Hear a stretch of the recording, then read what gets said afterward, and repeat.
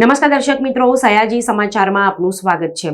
કપુરાઈ ચોકડી પાસે જિલ્લા ભાજપના નવા કાર્યાલય વંદે કમલમના ઉદ્ઘાટન પ્રસંગે તાજેતરમાં જ કોંગ્રેસને રામ રામ કહી ભાજપનો ભગવો ધારણ કરનાર છોટાઉદેપુરના પૂર્વ સાંસદ નારણ રાઠવા ઉપસ્થિત રહ્યા।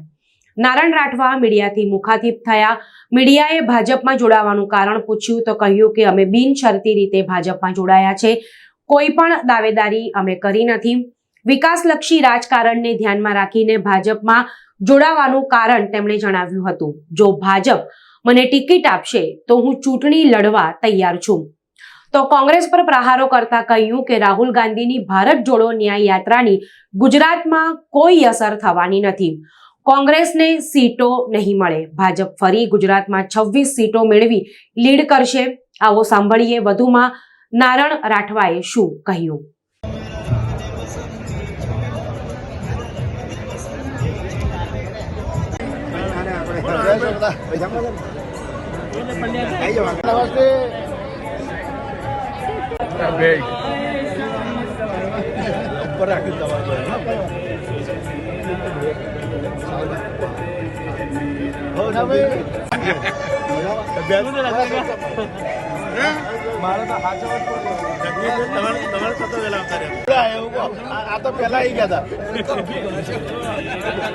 देखो, कांग्रेस पार्टी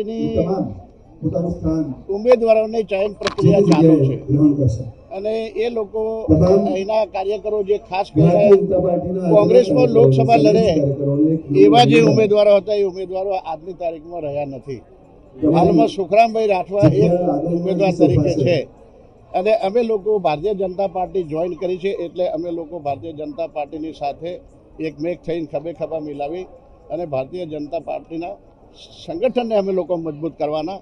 એમાં જે કોઈ ઉમેદવાર લોકસભાનો Bharatiya Janata party parliamentary board નક્કી કરે અને અમે લોકો સાથે રહીને ટેકો કહીને જીતાડવાની કોશિશ કરવાના છે।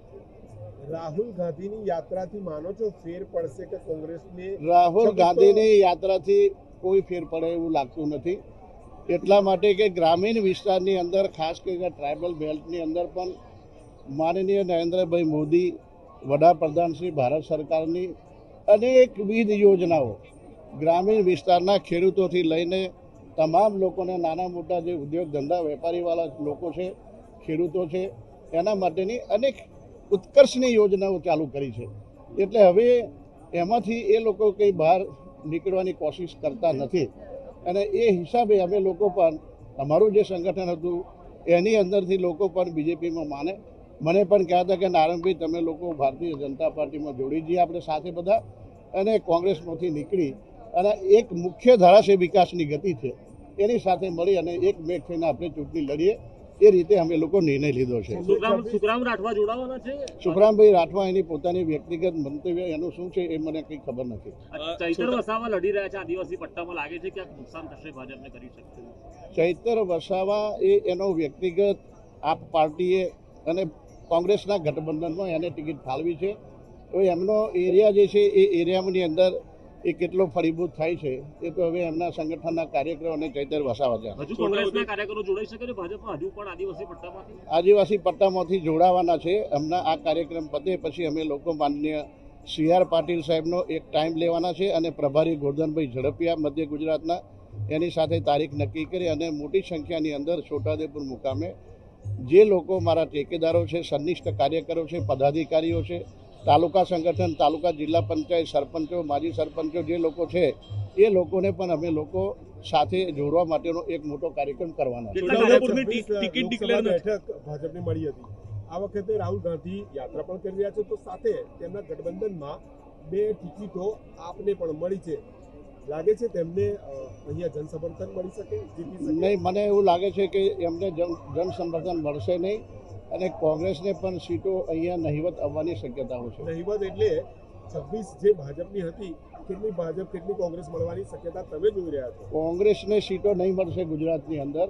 ભારતીય જનતા પાર્ટી ફરીથી 26 બેઠકો લેશે અને લોકોનો જે ગુજરાતની અંદર જે ટોન છે, લોકોની જે ભારતીય જનતા પાર્ટીમાં વિશ્વાસ સંપાદન થઈ ગયો છે એને વાળવું મુશ્કેલ છે અને કોંગ્રેસ પાર્ટીની એક પણ સીટ નહીં આવે। અહીંયા ભારતીય જનતા પાર્ટીની ગયા વખતે 26 સીટ આવેલી એવી જ રીતે 26 સીટ આવશે. તમે દાવેદારી કરવાના છોટાઉદેપુર? છોટાઉદેપુર માટે અમે કોઈ દાવેદારી કરી નથી. અમે લોકો બિનશરતી ભારતીય જનતા પાર્ટીમાં જોડાયા છે. જો પાર્ટી ટિકિટ આપે તો તમે તૈયાર છો ચૂંટણી લડવા? પાર્ટી જે આદેશ આપે, પાર્લામેન્ટરી બોર્ડ અને પાર્ટીના તમામ વરિષ્ઠ આગેવાનો જે રીતે નક્કી કરશે એ રીતે અમે લોકો એનું પાલન જો કરીશું. મોકો આપે તો ચૂંટણી લડવા તૈયાર? મોકો આપે તો પાર્ટી આદેશ કરે એ પ્રમાણે ચાલીશું. ઓકે.